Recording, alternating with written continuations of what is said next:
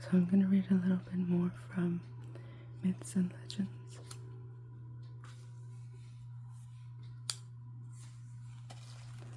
I left off at Theseus and the Minotaur.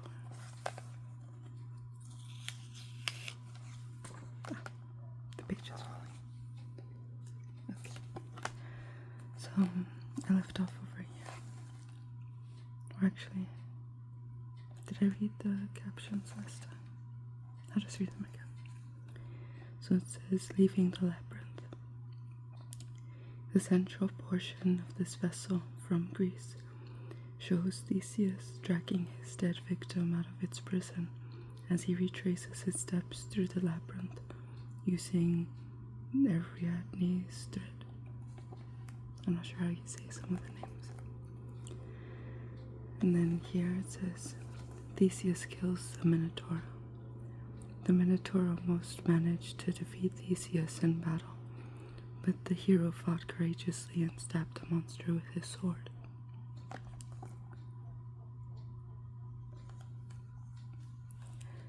The myth. The sea god Poseidon once gave a white bull, known as the Cretan bull, to King Minos. However, when the king decided to keep the beast rather than sacrificing it, Poseidon was angered. He asked Aphrodite, the goddess of love, to make Minos' wife, Pasiphae, fall in love with the bull as punishment. This union produced a beast called the Minotaur, which had a monstrous appetite for human flesh. King Minos wanted to avenge the death of his son at the hands of the Athenians. He waged a war on King Aegas of Athens and won. As compensation, he demanded that 14 young people be sent from Athens each year to feed the Minotaur. Aegeus' son Theseus decided to go to Crete as one of the ill-fated people and kill the beast. The ship carrying Theseus and the other victims set sail from Athens with black sails, and the hero promised his father that he would return with the white sails hoisted on his ship if he succeeded in killing the Minotaur. Theseus on Crete. When the Athenians arrived at Crete, Minos' daughter Ariadne saw Theseus and fell in love with him. She knew that Theseus would need help in finding his way out of the impenetrable labyrinth. Once he had slain the creature, so Ariadne gave him a spindle wound with woolen thread. As Theseus made his way into the labyrinth, he unwound the thread behind him so that it would mark his winding path and show him how to exit the labyrinth. In the middle of the labyrinth, Theseus confronted the beast and killed it with a blow from his father's golden sword. He then retraced his steps with the body of the Minotaur by following Ariadne's thread until he finally emerged from the entrance to the maze.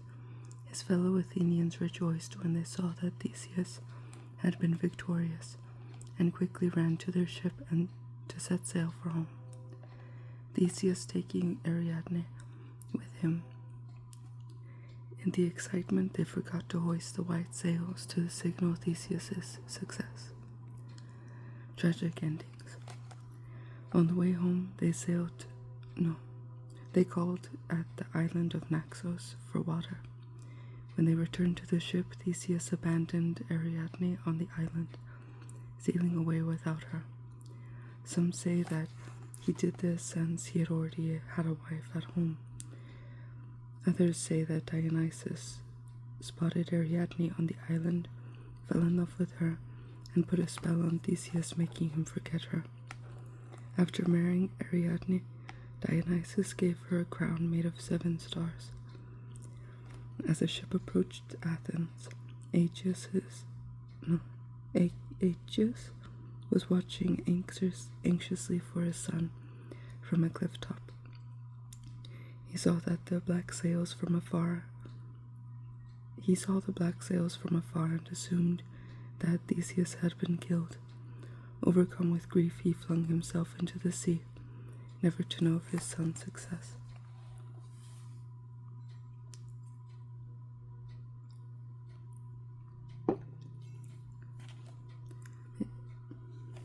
An ancient labyrinth.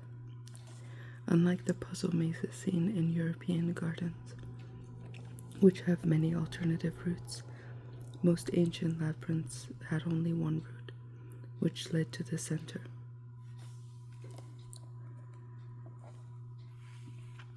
The labyrinth. King Minos ordered the building of the labyrinth as a prison for the Minotaur. He entrusted the design of the labyrinth to the master craftsman Daedalus, who was famous as an inventor.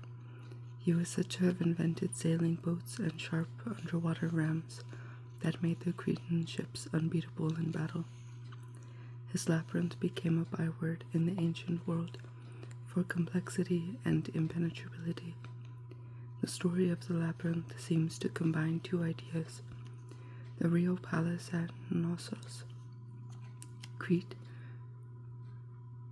which has hundreds of rooms and appears impenetrable, and drawings of mazes found on ancient carvings and coins.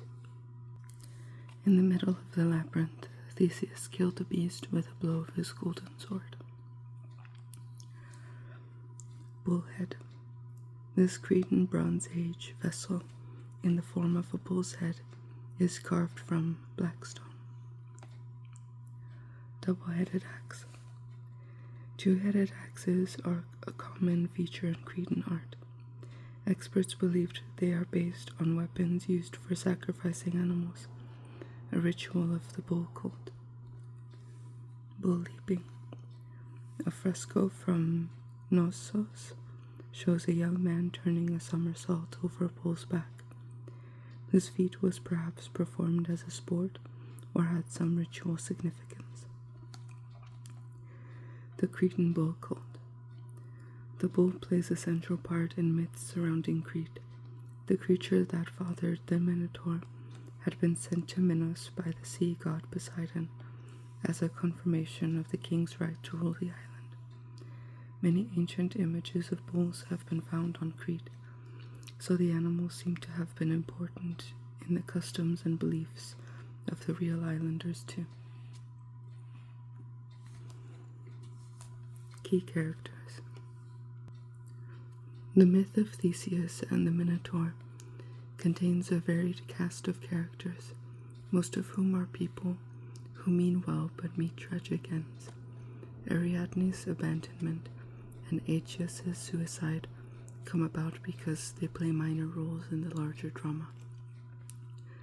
The career of the hero Theseus. The lives of the characters are driven more by destiny than by personal choices or their individual traits. Ariadne had begged Daedalus to help her ensure Theseus' safe return from the labyrinth. He gave her a magical ball of thread, which she handed over to Theseus to find his way back after killing the Minotaur. Aegeus. When Aegeus saw the black sails of the returning ship, he was convinced that his son was dead. In despair, he threw himself off the cliff. The sea in which he drowned has been known as the Aegean Sea ever since. Theseus. After becoming the king of Athens following the death of his father, Theseus embarked on a long trip to the underworld with his friend Pirithous. On his return, Theseus' throne was taken away from him, and he spent his last years as a beggar. His life ended at the behest of the goddess Artemis, who had Theseus murdered in revenge for his killing Antiope, her follower.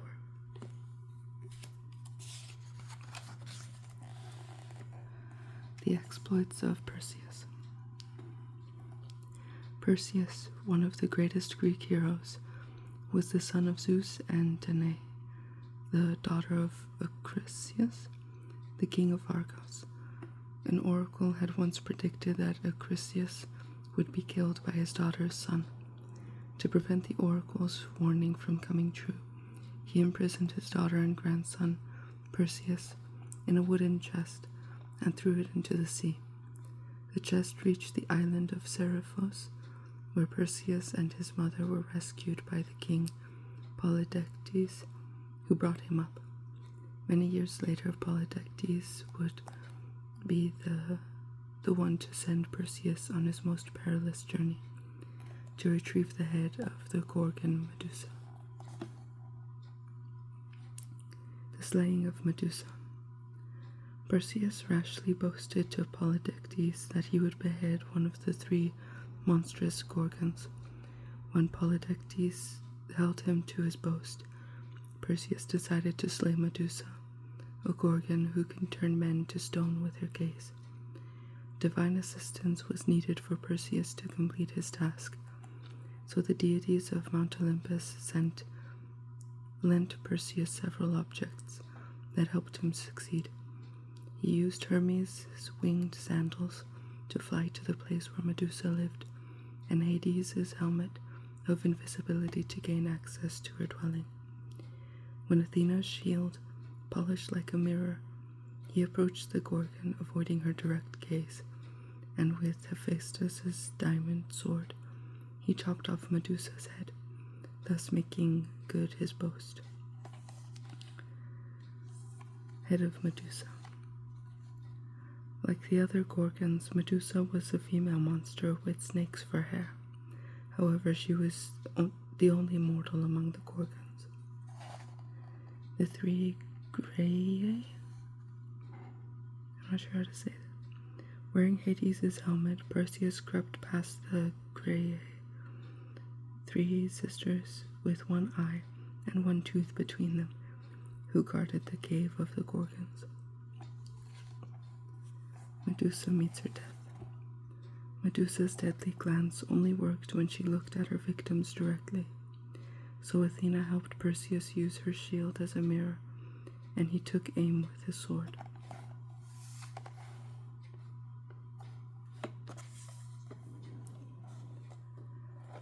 The rescue of Andromeda. Some say the winged horse Pegasus grew from Medusa's blood after Perseus had slain the Gorgon, and he left for home on this magical steed. As he flew, he saw a woman chained to some rocks on the Phoenician coast. She was Andromeda, the daughter of Zephus, the king of Ethiopia. His wife, Cassiopeia, had boasted that Andromeda was more beautiful than the sea nymphs.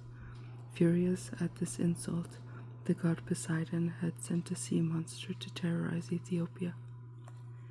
The beast would only be satisfied with the sacrifice of Cassiopeia's daughter. Perseus swooped down and killed the monster, rescuing Andromeda.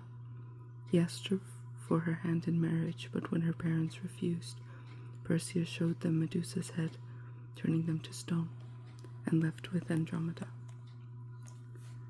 Perseus and Andromeda. This painting of the rescue of Andromeda by Perseus shows the hero still flying on the winged sandals of Hermes. Some versions of the story still have him riding across the sky on the winged steed Pegasus.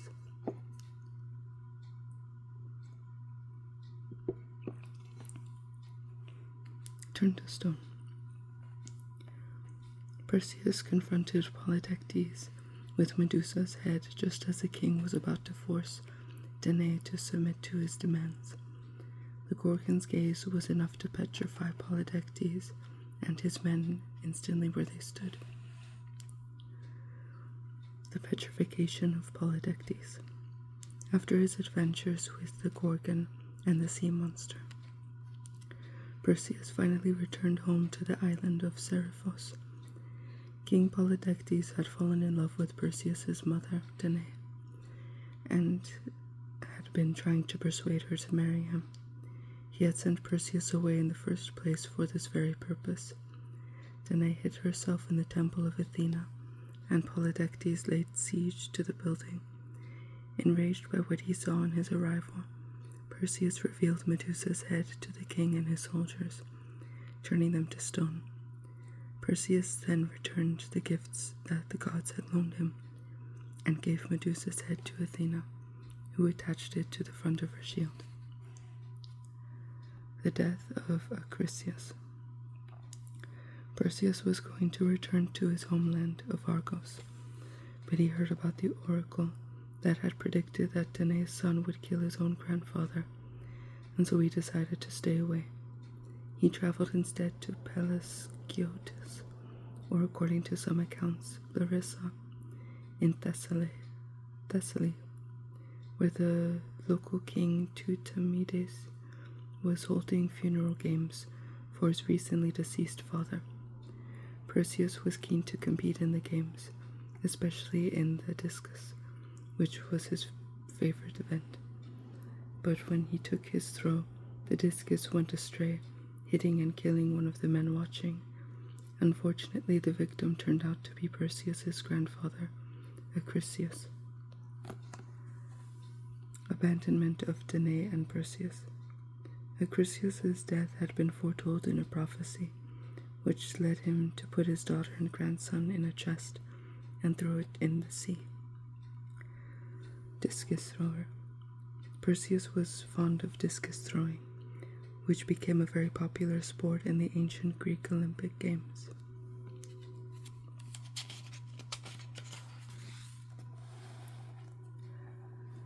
Oedipus, Laius, and Jocasta, the king and queen of the city of Thebes, were told by the oracle at Delphi that their son would kill his father and marry his mother. Terrified by the prophecy, when their son Oedipus was born, they abandoned the child on a mountain and left him to die. So began one of the most tragic tales in all classical mythology. By the end of the story, the entire family was destroyed, victims of fate and the impossibility of avoiding it. Oedipus became the archetypal tragic hero, trying to live well but thwarted by destiny. The infant Oedipus. When the shepherds found Oedipus, they took him to their king and queen, who were childless and longed for a son. The death of Laius. The fatal meeting of Oedipus and Laius took place at the crossroads, not far from Delphi. There the words of the oracle were partly fulfilled. The myth. Soon after he was abandoned on this mountainside by Laius and Jocasta, Oedipus was found by a group of shepherds who took him to the city of Corinth, where the king and queen Polypus and Merope brought him up as their own son. One day someone told him he was a foundling, so he went to the oracle at Delphi to find out the truth, but rather than enlightening him about his true parentage, the oracle told him he was destined to kill his father and marry his mother. Thinking the oracle had meant Polypus and Merope, Oedipus decided to leave Corinth and set off on a long journey. On the way, he came to a crossroads where an old man in a chariot was traveling in the opposite direction. The man ordered Oedipus to get out of his way, offending him with rudeness. The pair quarreled and fought, and Oedipus ended up killing the man. Answering the riddle, Oedipus continued his journey and eventually arrived in Thebes, where the monster called the Sphinx was devouring the city's children, and the king had mysteriously disappeared. Each day the Sphinx asked a baffling riddle, and when nobody could answer it correctly, it grabbed another child and ate it up. Oedipus alone was able to guess the correct answer to the riddle, and when he did so, the Sphinx died, breaking its neck in a fit of rage. A triumphant Oedipus became the most popular man in Thebes, and having caught the attention of Queen Jocasta, a descendant of the founding family of the city, he married her. The truth revealed. For some years, Oedipus and Jocasta enjoyed a happy marriage and had 4 children. daughters Antigone and Isme, and sons Eteocles and Polynices. But after this period of contentment, Oedipus discovered the horrifying truth about his life when the prophet Tiresias revealed what had happened. The chariot rider that Oedipus killed at the crossroads was his true father. So sorry, sorry, the neighbor has a donkey. I'm so sorry. Where was I? Okay. The chariot rider that Oedipus killed at the crossroads was his true father. Laius, and the queen that he had married in Thebes was his own mother, Jocasta. The queen killed herself in despair over what had happened, and Oedipus took the pin from her dress to stab his eyes, blinding himself. He left Thebes to spend the rest of his life as a wanderer, comforted only by his daughter Antigone, the only member of his family who had not rejected him for his deeds. After many years of traveling as a blind beggar, Oedipus reached the city of Colonus on the edge of Athens, where the oracle had said he would die. Here the king of Athens, Theseus, welcomed him. However, Oedipus' sons wanted him to return to Thebes, convinced that his return would bring good fortune to the city. Oedipus ignored their demands and walked into the sacred grove at Colonus, disappearing from view and starting his last journey to the underworld. So I think I'll stop here. I'll continue reading in another video, and I am sorry about the neighbor's donkey. I wish he had a schedule so I knew when he was going to start talking, because every now and then he just starts, being a donkey. Very sorry about that. I hope you didn't hear it too clearly in the video. It felt very loud for me. But yeah. Hope you enjoyed that video, and I hope it helped you fall asleep. And hopefully the donkey didn't disturb you too much. Yeah.